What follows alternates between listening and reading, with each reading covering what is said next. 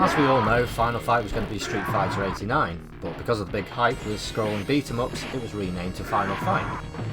If you were lucky enough to see these machines when they came out, then you'll remember how they stood out from the rest. Stunning graphics and huge sprites made you want to throw your money at the machine. But for those who didn't get the chance to play it at the arcade, then you'd have a chance to play it at home. There's a few ports of this game, but which one was the best arcade experience? Metro City has been overrun by a gang known as Mad Gear. They've kidnapped his daughter and tried to persuade him to meet their demands. Of course he ain't having none of that and takes to the streets to bust some noses. Jessica's boyfriend Cody and his friend Guy get involved too to help out. Listen to reason, man. The Mega CD version follows the arcade exactly, with a long introduction, but with it being on a CD it has a voiceover, and you'll notice a remastered soundtrack. You get to choose from all three characters here. The opening of the first stage is the same as the arcade, and you'll soon notice the difficulty is the same too, but it looks and feels the same. It's just unforgiving too, especially when you get swamped by enemies and they destroy you in seconds.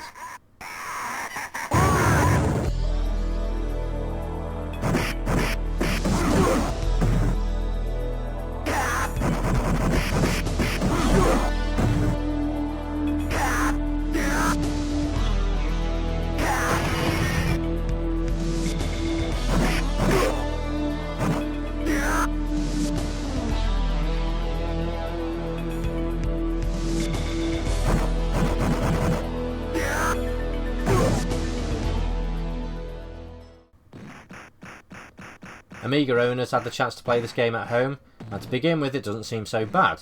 That's until you move. With only one action button your moves are complicated, but you can get used to it. However, you also have to get used to being gang fucked, as trying to execute any moves when you're being pummeled by enemies becomes impossible. There's no music present, which makes it feel a bit empty. The sound effects are okay though. The transition animations are gone from when you leave a stage and enter another one, but it scrolls okay and the animations are pretty smooth too. Changing the discs every few minutes got really fucking annoying. The Super Nintendo got its own port, with some things taken away.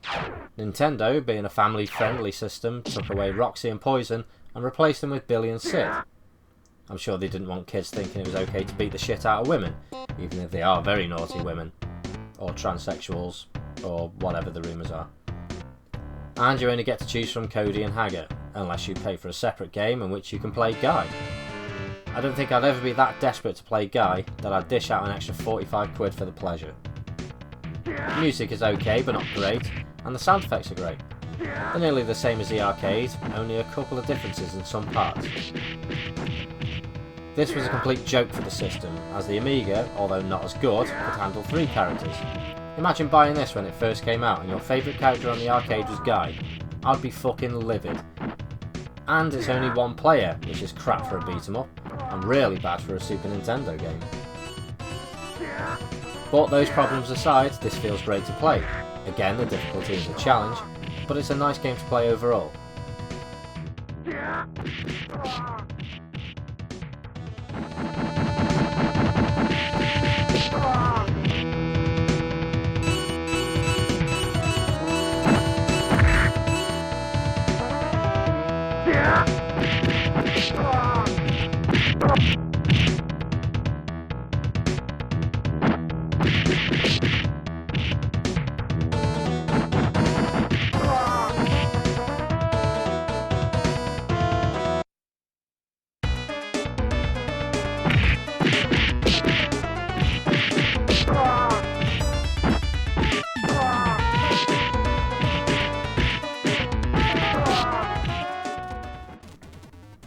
The Atari ST had a go at this too, and it's very similar to the Amiga, which is shit.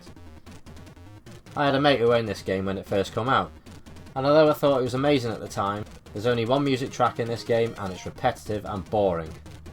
The colours look more washed out than the Amiga, and there are no sound effects. The scrolling is jerky and painful on the eyes. The frames of animation for sprites are okay though, and you don't have to change the disc every 2 minutes.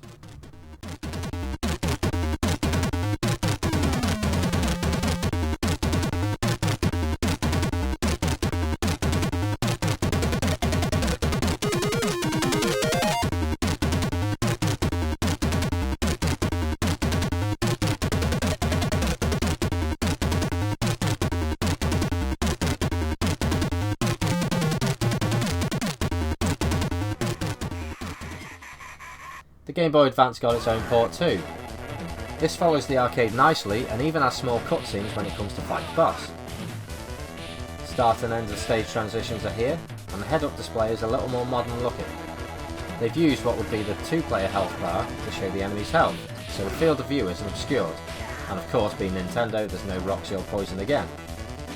And you get to choose from all 3 characters, which is great news for Nintendo fans.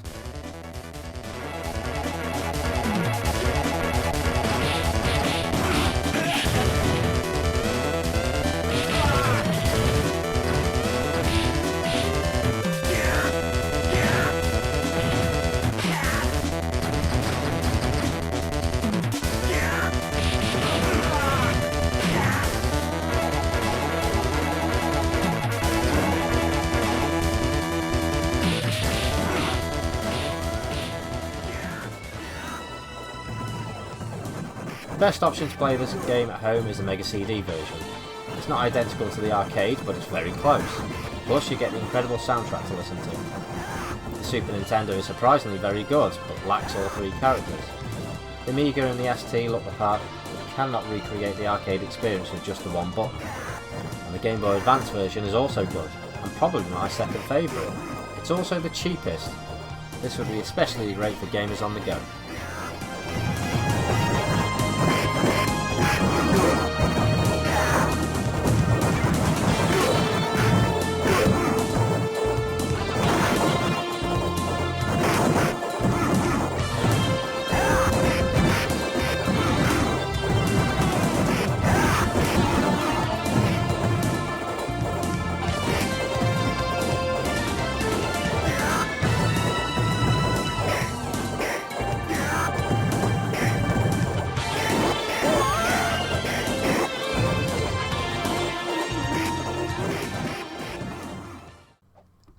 Thanks for watching.